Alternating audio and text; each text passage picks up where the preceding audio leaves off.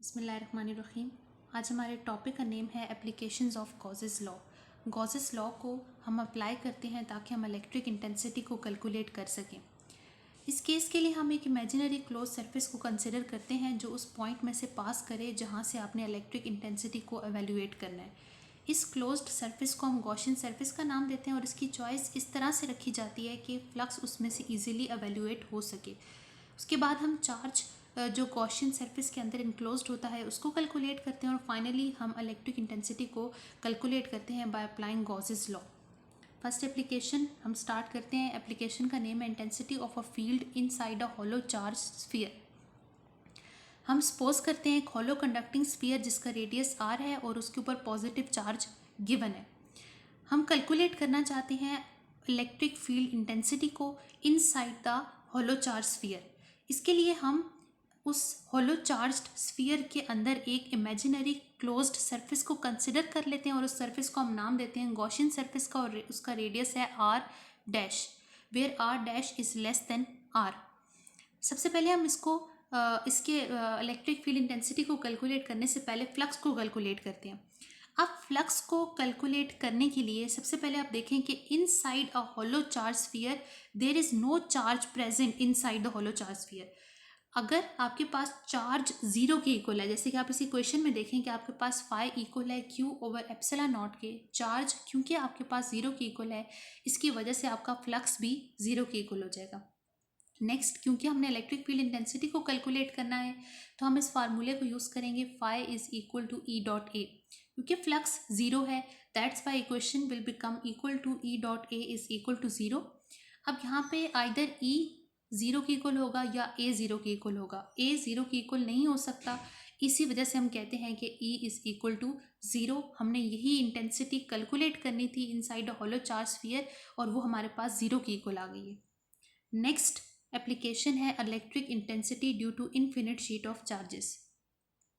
एक हमने छोटा सा पीस कंसिडर किया है इनफिनिट शीट ऑफ चार्जेस का, उसके अंदर पॉजिटिव चार्ज यूनिफॉर्मली डिस्ट्रीब्यूट हुआ है और हमने एक गॉसियन सरफेस कंसिडर कर लिया और एक सिलेंड्रिकल फॉर्म में उसको कंसिडर कर लिया। उसके 3 फेजेस हैं।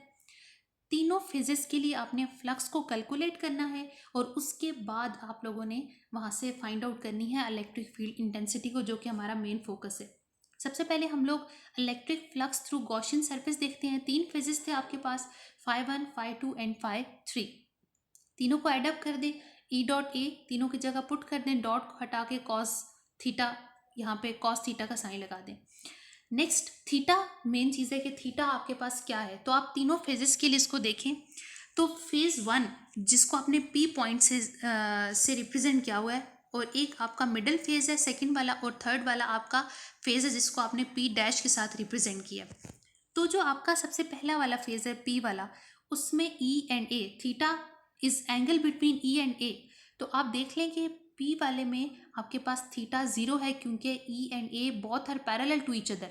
वेयर इन थर्ड फेज जिसको हमने पी डैश के साथ रिप्रेजेंट किया है वहाँ पर भी ई और ए एक दूसरे के पैरेलल है, इसलिए थीटा वहाँ पर भी 0 डिग्री के इक्वल है।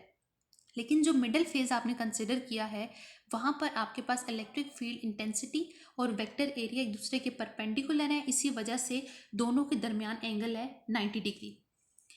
अब यहाँ पे उन वैल्यूज़ को पुट कर दिए, दो जगह आपका जीरो आ रहा था और एक मिडल फेज में 90 डिग्री आ रहा था। कॉस 90 जीरो है इसलिए मिडल का फैक्टर खत्म हो गया और कॉस जीरो वन होता है, इसलिए आपके पास फ्लक्स की फाइनल इक्वेशन आ जाएगी 2EA।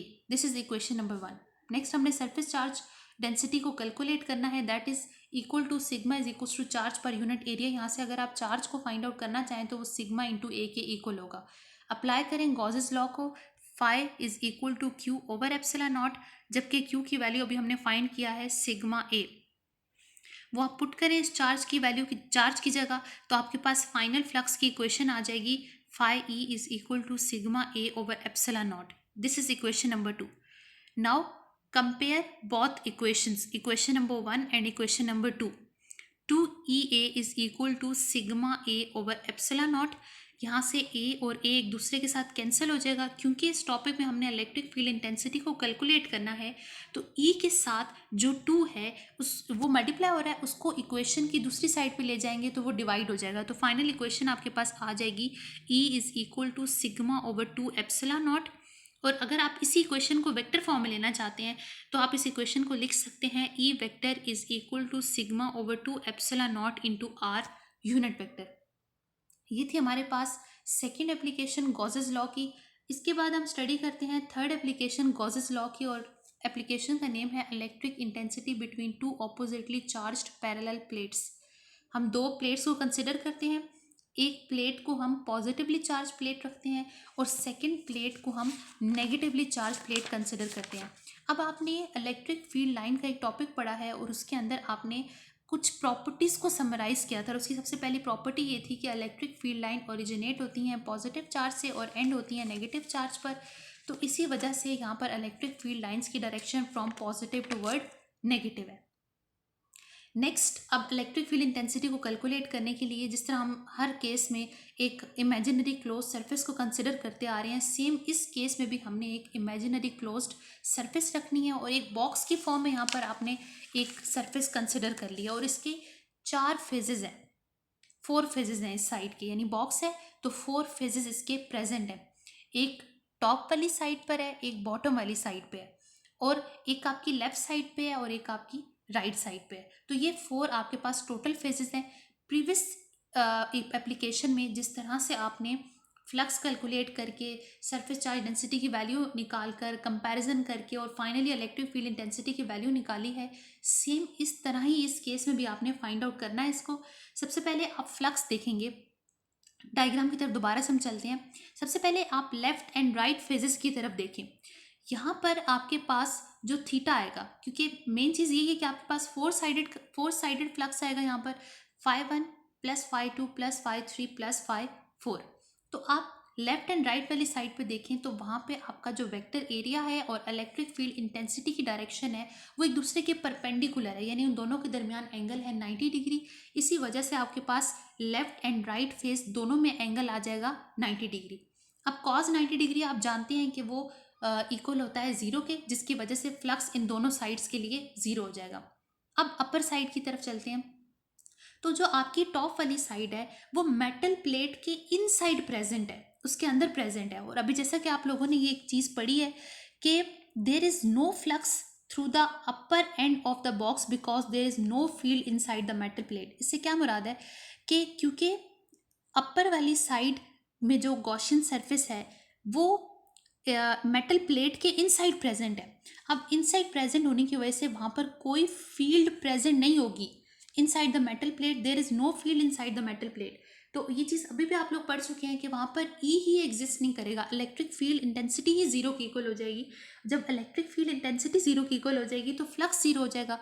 इसका मतलब टॉप वाली साइड के लिए भी फ्लक्स आपका यहाँ पर 0 की इक्वल है।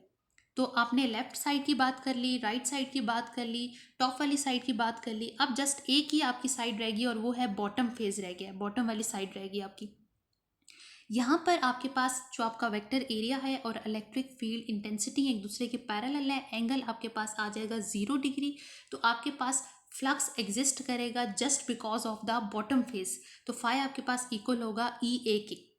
ये फर्स्ट चीज़ होगी। उसके बाद फ्लक्स हमने कैलकुलेट कर लिया, सेम उस तरह ही सरफेस चार्ज डेंसिटी जो आपने sigma is equal to charge per unit area और चार्ज की वैल्यू निकाली है आपने यहाँ से सिग्मा इंटू ए। आप लोग इक्वेशन के कंपैरिजन करें, इसको पुट करें गॉसेस लॉ को अप्लाई करके, उसके बाद कंपैरिजन करें। कंपैरिजन करेंगे तो आपके पास वैल्यू आएगी E A is equal to 1/ε0 into sigma A. यहाँ से आप देख लें ए और ए कैंसिल हो गए तो फाइनल इक्वेशन आपके पास आ जाएगी E is equal to sigma over ε0। अब अगर इसी इक्वेशन को आप वेक्टर फॉर्म में लेना चाहते हैं तो प्रीवियसली जैसे आपने वेक्टर फॉर्म में लिया था सेम उसी वे में आपने इसको वेक्टर फॉर्म में लेना है। और कैसे इक्वेशन आपके पास आ जाएगी E vector is equal to sigma over ε0 into R unit vector. तो ये थी आपके पास 3 एप्लीकेशंस गॉसेस लॉ की। फर्स्ट में आपने इलेक्ट्रिक फील्ड इंटेंसिटी देख ली कि वो 0 की इक्वल आ रही थी, और वो किस तरह से 0 की इक्वल आई थी कि हमने बोला था कि inside a hollow charge sphere there is no field present, कोई चार्ज एग्जिस्ट नहीं करता जिसकी वजह से आपकी फील्ड फ्लक्स ज़ीरो हो जाता है और फ्लक्स के ज़ीरो होने की वजह से आपकी फील्ड भी ज़ीरो की इक्वल हो जाती है। नेक्स्ट आपने इन्फिनिट शीट ऑफ चार्जेस में इलेक्ट्रिक फ्लक्स को कैलकुलेट किया था, तो आपके पास वैल्यू आई थी E is equal to sigma over 2 epsilon naught. और जो थर्ड एंड लास्ट केस था आपका, उसमें आपने इलेक्ट्रिक फील्ड इंटेंसिटी कैलकुलेट की थी between two oppositely charge parallel plates, और उसकी वैल्यू आई थी E is equal to sigma over epsilon naught into R unit vector. तो ये था आपका topic applications of Gauss's law. Thank you.